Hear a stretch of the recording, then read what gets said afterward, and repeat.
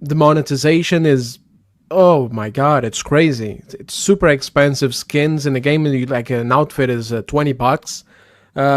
And also to do with the PvE situation, because there's been a bit of a debacle between the PvP and the PvE. Some people want a separate mode, others don't.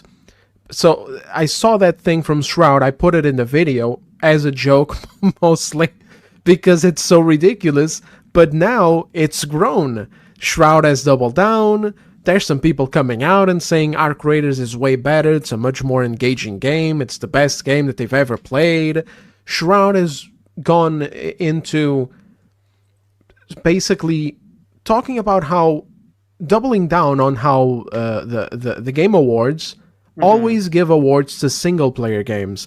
He even said that they should be they should have separate categories, and they already do. They already have a multiplayer game of the year. So what the fuck are you gonna do? You're gonna do the multiplayer game of the year awards? A lot of these things, they don't get rewards because, let's face it, multiplayer games are just really not that deep when it comes to what they're, they're fun, but Game Awards have always been about celebrating what goes beyond, which means that the Game Awards is a bunch of fucking bullshit at this point, because so many of the games that get awards are nonsense, and they come from panels of journalists and etc. So it's just all a big clown show. Well, let me fill you in on a little secret, guys, right? Do you want to win Game of the Year? Give Jeff Keighley the most money, okay? Yes. Right? You can spend... You gotta glaze them a little bit. You gotta glaze the journalists. You gotta put in some fancy things, some body types, you know what I mean? You gotta slide a little bit of money under the table, like, hey, Jeff, how's it go? Or do like Hideo Kojima, you know? Just put him in the game. Even if GTA 6 crashes and burns when it releases, Rockstar will pay that motherfucker $500 million and it will become Game of the Year. As usual, I have a meme for this. Oh, go ahead. Go ahead. Me, story mode, game developer. You'll have more fun with the others. But I was already having fun. About how the pivot away from just single player or story mode has gone over the past few years.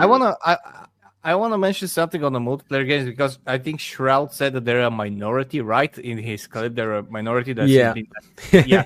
So let's just, I just want to say that Overwatch won Game of the Year in 2016. Mm-hmm. That is important because he said that they don't win these awards. Mm-hmm. On second, I want to say that yes, Game Awards are in an essence, I think, meaningless, because we see from the player's perspective and from the community's perspective what's going on and what game is selling, what game is being played, what game is being carried out. And because Shroud said that Expedition game should not win, I would like to just say something, because today in the morning I just typed in on X Expedition 33 cosplay, and I can tell you there's a lot of clips of people, not on conventions, not on like official conventions, on cons when you dress up. They're going and they're gathering in groups and they're traveling through the cities and just doing these shows themselves, like 20, 30, 40, 50 people. The orchestra, the band, and the people that are making the music are now on tour in Europe for the music, and they're going to be on a US tour next year. You have people that are cosplaying, fan arting, everything on Expedition 33. This is how a game carries over. This is how a game carries over beyond what it is, beyond you just playing it and enjoying it. Yes, this is a cultural moment. We had that with Blizzard. We still have that with Blizzard, especially with the old games. You still have people who do that. You have that with Mass Effect. We have the N7 day. This is a day that is being celebrated, November 7th. You have the Witcher days, and you have the Witcher themed pubs in Poland. You have people who are constantly exploring the stuff. That's how a game wins. And I'm not saying about awards and everything. That's how a game wins for decades to come, because Witcher, for the lack of a better, is still one of the very played games. And that's not only new players. That's people like me that have played it 6 times already and still want to play the game. You know, to add to what you said, Helzo, also Elden Ring had a co-op mode. Baldur's Gate 3 had a co-op mode. It's not like these games are strictly single-player games. A lot of people I know who stream both of those games do it with friends. They're playing Elden Ring with their buddies. They're playing Baldur's Gate 3 with their buddies. And those games have won Game of the Year in the past couple of years. So it is kind of a little bit erroneous to say, oh, well, only single-player games win.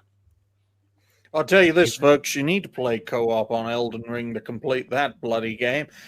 Same with the Remnant games, because they're not... Someone made that argument easy. in my comment section. Yeah. Wait, you read your comments? Yeah, I roasted it. Oh, like, what the fuck are you talking about? Just play the game. No. Des, you're a big-time creator. You should look down on people who have less support than you need. You need to learn these things, Des, because once you become this big time, because you're really going to be a big-time creator, you've got to adopt the attitude of a prominent creator with a very big upper nose, looking down at all the plebs and ignoring those little commenters who haven't made anything.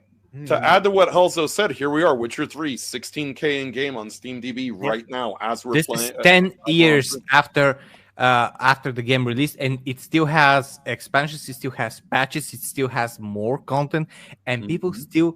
Let me tell you from my perspective, I've beaten the game 5 times already with the DLCs, and this is not me just boasting about it. This is just something that I've done because I like the game so much.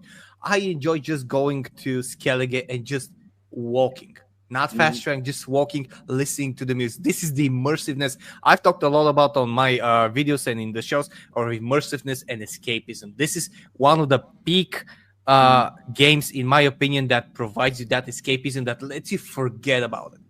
It lets you forget about the real world. And now, 10 years later, Expedition 33 for me has done the same. I can boot up the game. I can just walk around the areas. I can be at the camp section where I have a gramophone and just load one of the musics there, and I can just listen to the music all day. This is the type of game and the type of games that I think are only available at once every 5 or 10 years. It's not something that can happen every time. And here's a question, Halzo. In a year's time from now, do you think anybody is going to be talking about Arc Raiders, or will they moved on to the next thing? That's also... They might be playing it. There might be some servers playing it. Like, we have a lot of live service games, a lot of multiplayer games that are still being played. They will be playing it, but it's not going to have that impact. It's not going to have that out of game impact. Well, remember Helzo. Remember Marvel Rivals. Remember when that game was all the rage. Remember how that was going to lead to Marvel returning to form, and a year, 2 years later, zap, zilch, nada. But Des, you were mentioning you were bothering to communicate with your audience. Care to elaborate on that weird exception? Well, it was because of the PvE thing. Because they were saying, somebody said something along the lines of, and I'm going to paraphrase. Oh, wait, no, it was actually me.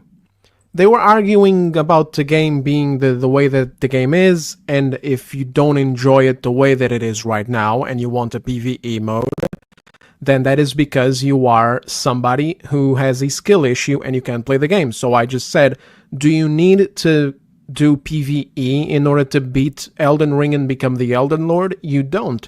You don't necessarily have a skill issue just because you want to do PvE instead of PvP, or if you want to play against, well, the PvE is playing against the AI. That was basically it. But it wasn't even the stupidest thing. There's been a lot of stupid comments, especially on social media, on X. It's been crazy. And what Helzo just said, and Jace, is very relevant. This game is popular right now. As soon as another big thing comes out, they're going to abandon it, and you're not even going to hear anything about the previous one. In fact, something that usually happens is they get salty a little bit, and they use the old one to give relevance to the new one. So let's say that a new game comes out in like 3 or 4 years, and it's a way better extraction shooter. It's called...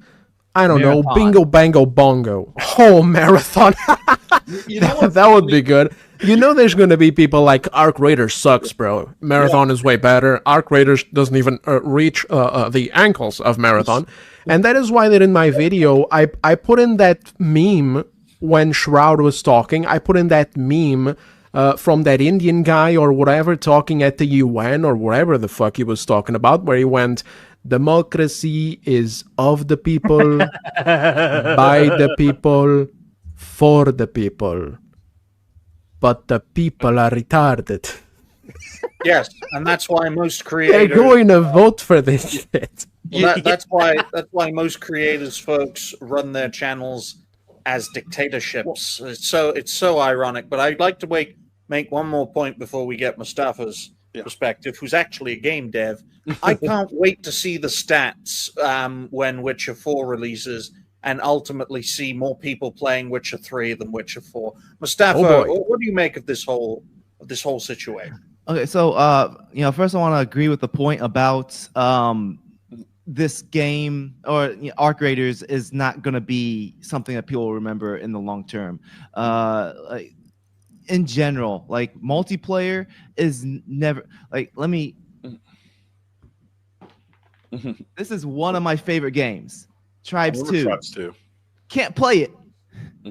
Like I have kids. I have 3 kids right now. My oldest one, like I don't have them play games all the time. I regulate, but we're starting to play a little bit more games, and I'm introducing him to games that I had fun with, and games that he can get used to. Stuff that's not too hard. He's never gonna play this. Never. This is one of my favorite multiplayer games. He's never gonna play it because they die once the community is gone. If it was the players are part of the content for the game, and I haven't played Expedition 33, but I heard Asmongold say that 20 years from now, people are going to be talking about Expedition 33. 20 years from now, no one's going to remember what Arc Raiders is, and I completely agree. Without even playing it myself, just seeing like what the zeitgeist is with the game, how everyone's talking about it. Yeah, I can see 20 years from now, people are going to still talk about it. I got to ask. Again, they might be playing it. It might actually be playing, depending on how it goes. Like they're playing Counter-Strike, As a game dev, also, how much of that have any cultural impact? How much Counter-Strike is very variable, though.